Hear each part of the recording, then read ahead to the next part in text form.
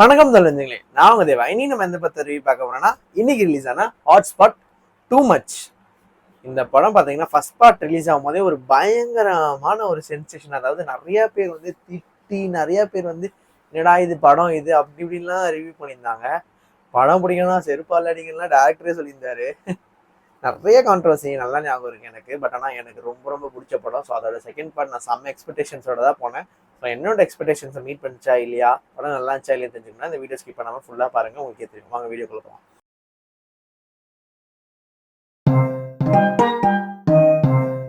First hotspot too much. இந்த படத்தில் பார்த்தீங்கன்னா ரக்ஷன், அதே ஆதித்யா பாஸ்கரன், அதுக்கப்புறம் எம்எஸ் பாஸ்கர், தம்பி ராமையா, அஸ்வின் நடிச்சிருக்காரு. அதை தாண்டி அதுக்கப்புறம் பவானி ஸ்ரீ நடிச்சிருக்காங்க, பிரியா பவானி சங்கர் நடிச்சிருக்காங்க, அதுக்கப்புறம் பார்த்தீங்கன்னா சஞ்சனாவா அவங்க ஒருத்தவங்க நடிச்சிருக்காங்க. இவ்வளோ பேர் நடிச்சிருக்காங்க.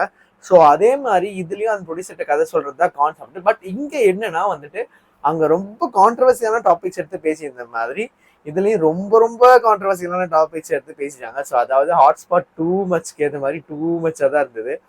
அதாவது ஃபர்ஸ்ட் கதை பார்த்தீங்கன்னா ஃபர்ஸ்ட் கதை ரொம்ப மெயின் ஸ்டோரின்னு சொல்லலாம், மேஜரான ஸ்டோரி. ஸோ அந்த ஸ்டோரி பார்த்தீங்கன்னா நீ ட்ரெயிலர்லேயே பார்த்துருப்பீங்க, ஒரு ஃபேன்ஸு அந்த மாதிரி இருக்கும். ஸோ அந்த ஸ்டோரி வந்து ரொம்ப ரொம்ப சூப்பராக இருந்துச்சு, எனக்கு ரொம்ப பிடிச்சிருந்தது. நிறைய பேருக்கு அது பெருசாக செட் ஆகலன்னு நினைக்கிறேன். பட் ஆனால் எனக்கு பர்சனலாக அந்த படம் லைக் அந்த ஸ்டோரி எனக்கு ரொம்ப ரொம்ப பிடிச்சிருந்தது. அதை தாண்டி அதுக்கப்புறம் வந்துட்டு அதில் வந்துட்டு அந்த கேரக்டர்ஸ்லாம் ரொம்ப எப்படி சொல்கிறது, நம்ம கண் கூட பார்த்துருப்போம். அந்த மாதிரி ஆட்கள் எல்லாம் இன்னும் நிறைய பேர் அப்படி தான் இருக்காங்க. ஸோ அவங்களும் ஒரு பெரிய செருப்படியாக தான் அமைஞ்சிருக்கு. தேட்டர்லேயே நிறைய பேர் என்னடா இது அப்படின்னு யோசிச்ச மாதிரி ஆட்களும் இருந்திருப்பாங்க கண்டிப்பாக நிறைய பேர். ஏன்னா நல்ல ஒரு கருத்தை எவ்வளோ அழகாக சொல்ல முடியுமோ அவ்வளோ அழகாக சொல்லியிருக்காருன்னு தான் சொல்லணும். அதுக்கடுத்து செகண்ட் கதை சொல்கிறேன். செகண்ட் கதை பார்த்தீங்கன்னா ரொம்ப ரொம்ப சூப்பராகவே இருந்தது. அதாவது இப்போதான் நம்ம ஆல்ரெடி ஆண் பாவம் பொல்லாதது வேற பார்த்து இந்த ஃபெமினிசம் அந்த இதெல்லாம் பற்றி ரொம்ப இதுவாக இருந்தது.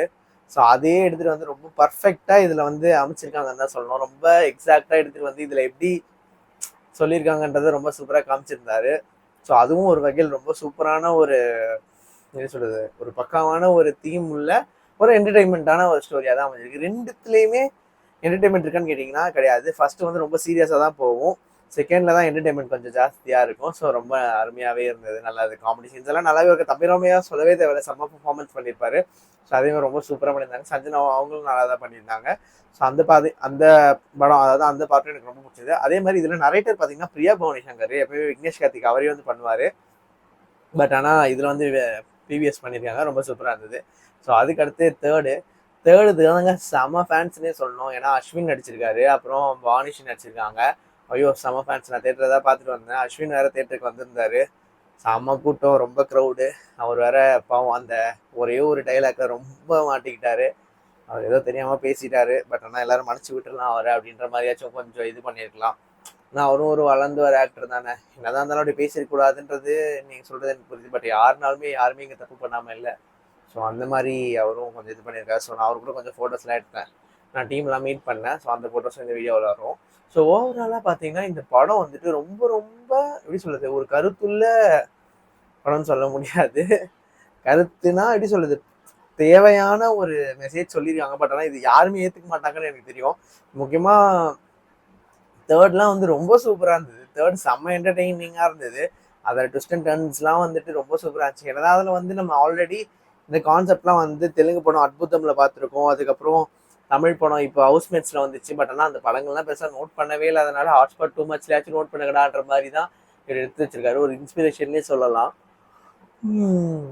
இப்போ வந்துட்டு இந்த 3 கதையுமே பார்த்தீங்கன்னா ஒன்னொன்னும் வேற வேற மெசேஜ் சொல்லுது. அது எங்கேயுமே வந்து ரொம்ப இழுக்காம ரொம்ப நீட் அண்ட் கிறிஸ்பா 2 ஹவர்ஸில் சொல்லி முடிச்சிட்டாங்க. அதே மாதிரி பார்ட் 3க்கு ஒரு லீட் இருக்கும், அது ரொம்ப ரொம்ப சூப்பராகவே இருக்கும். ஸோ அதுவும் வெயிட்டிங் தான் சொல்லணும். ஸோ அதே மாதிரி இந்த மாதிரி சின்ன படங்களுக்கு நம்ம தான் சப்போர்ட் பண்ணோம். ஸோ அங்கேயே வந்து சப்போர்ட் பண்ண சொல்லி கேட்டிருந்தாங்க. ஸோ அதனாலே நானும் வந்து கொஞ்சம் என்னோட சைடில் சப்போர்ட், நான் எப்பவுமே சும்மாவே ரிவ்யூ கண்டிப்பாக போட்டிருப்பேன். பட் ஆனால் என்னோட சைடில் நான் இப்போ அந்த டீமில் மீட் பண்ணிட்டு வந்ததுனால நல்லா ஒரு ரிவ்யூ சொல்கிறேன்னு நினச்சிக்காதீங்க. ஏன்னா படம் உண்மையிலே எனக்கு ரொம்ப பிடிச்சிருந்தது கைஸ். ஸோ அதனால தான் நான் சொல்கிறேன். சப்போர்ட் பண்ணுங்கள் எல்லாருக்குமே. ஹாட்ஸ்பாட் டூ மச் கண்டிப்பாக உங்களுக்கு பிடிக்கும் நான் நம்புகிறேன். ஸோ ஹாட்ஸ்பாட் டூ மச் இந்த படத்துக்கு நம்ம சிலந்து கொடுக்குற ரேட்டிங் 100க்கு 90. ஸோ இந்த வீடியோ உங்களுக்கு பிடிச்சிருந்தா லைக் பண்ணுங்கள், ஷேர் பண்ணுங்கள், மறக்காம தேவாஸ்டனுக்கு சப்ஸ்கிரைப் பண்ணிவிடுங்க. கீழே இருக்க பெல் பட்டனை அமுக்க மறந்துடாதீங்க.